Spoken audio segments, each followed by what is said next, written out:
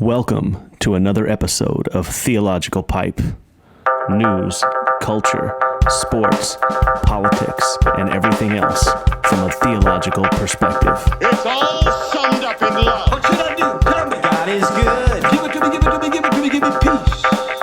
Give me peace. Put that in your theological pipe and smoke it. Hey, welcome to the weekend edition of Theological Pipe. Thought I'd just do a real short one to say, rest in peace to Ruth Bader Ginsburg, a trailblazer on the court. Whether you agreed with her decisions or not, you're not a judge. You're probably not a lawyer. People have differences of opinions. I look to the fact that her and Scalia were like best friends, like they loved each other, and they were probably on the opposite side of quite a few decisions, and some of them they were together. Don't do, I know I say this and people are going to do it, but the worst part about her whole death is her death.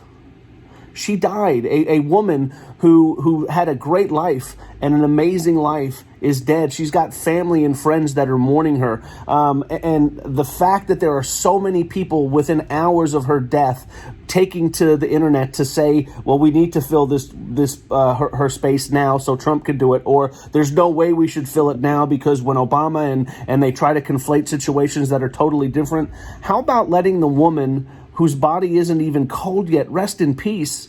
It's ghoulish. It's soulless. It's heartless. I don't even care what her politics are. She was a woman. She had family. She had friends. She lived an incredible life. Celebrate that. It was shocking to me that within the first few hours, the most poignant and heartfelt and classy comment and statement was from Donald Trump.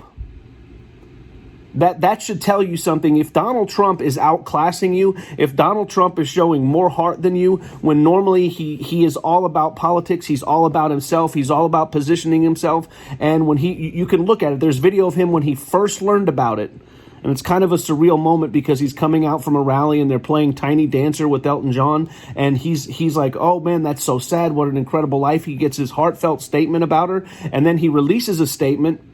And it's an incredible statement, heartfelt, focusing on her as a woman, focusing her on her accomplishments, offering condolences, and that's the end of it.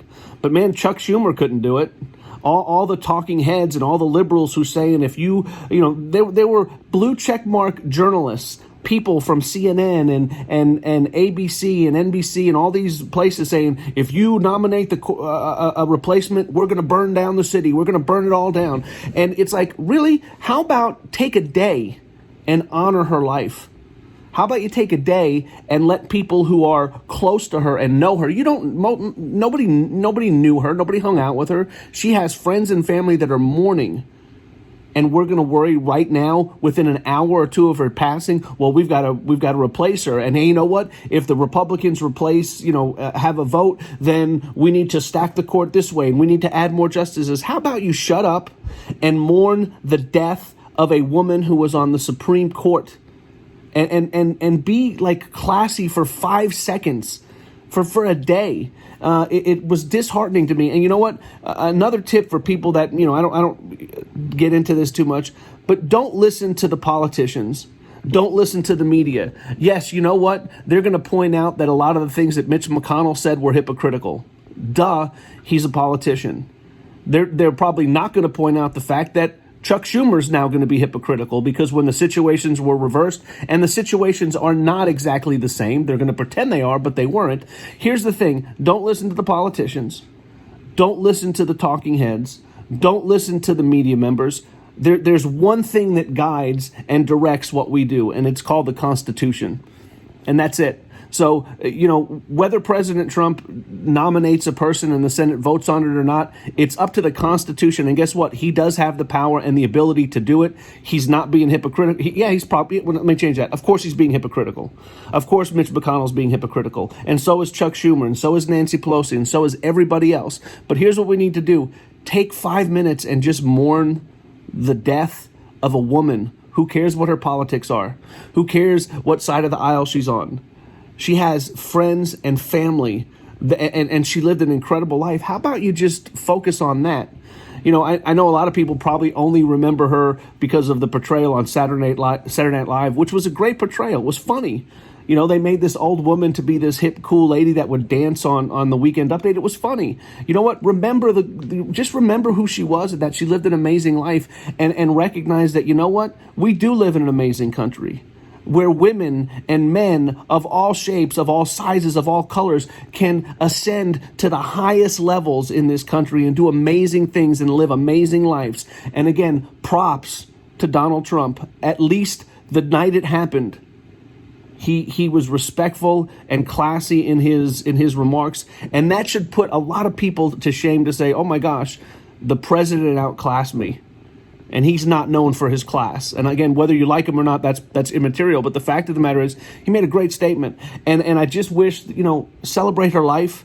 An amazing figure who had an amazing career. Go read some things that she did. And again, one of the things that always struck me is that her and Scalia, the two judges that were pretty opposite in a lot of their decisions, loved each other. They were friends. And they talked about that, and what an amazing thing. And there was one thing where Scalia had a quote where it said, you know what, friendship is greater than votes. It's more important than the votes they had. You know what a great country we live in. Let's celebrate her life. If Donald Trump nominates someone, the process is going to play out just the way the Constitution was supposed to. And my last thought on this, beyond celebrating her life, beyond keeping politics out of it, what a sad state for some people who are screaming in their cars and yelling their heads off on social media and talking about burning things down if somebody else gets nominated. If politics has become your religion, you need to rethink some things. It's not the way was intended. Henry David Thoreau, man, he had it right. The government is best which governs least. And if one person dying on a court somewhere, a judge that you don't even know, if you think it's going to affect your life in such a massive way, a couple things. Number one, it's proof that the government's too big and too powerful. And number two, you need to really rethink some things and start focusing more on other things. Again, I'm going to say as a Christian, man, focus on God. God should be your religion. God should be the thing that you're concerned about. He's on the throne. He's in control. Do you know what happened this morning? The sun came up. It comes up every day. It's not the end of the world. This is not the most important election in the history of mankind. You know what's going to happen the day after the election? The sun's going to come up. And what you make of that day is what you make of that day. So, stop focusing on the negativity. Stop making everything about politics. Stop being hyperbolic and overreacting about everything, and just enjoy life. There's good out there. Celebrate a life well lived, instead of worrying about we've got to pack the court and we've got to riot if we don't get our way. Politics has become too divisive. The government has become too big. And so let's just focus on the good. Focus on the fact that the sun came up this morning and it's another day. So put that in your theological pipe and smoke it. Have a good one. You just got Ginsburned.